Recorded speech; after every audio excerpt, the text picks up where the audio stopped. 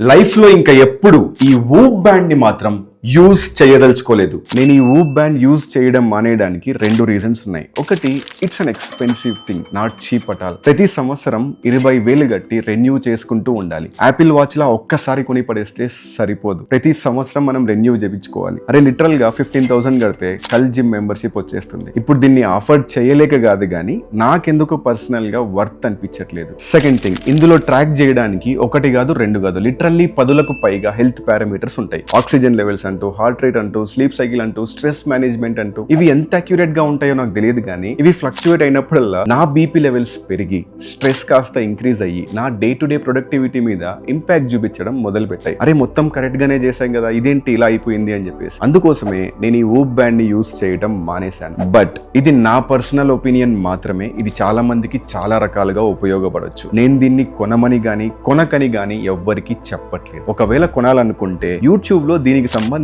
బోల్డ్ tutorials ఉన్నాయి. ఒకసారి చూసి మీకు ఒకవేళ లాంగ్ రన్ లో పనికొస్తుంది అనుకుంటే మాత్రమే ఇన్వెస్ట్ చేయండి.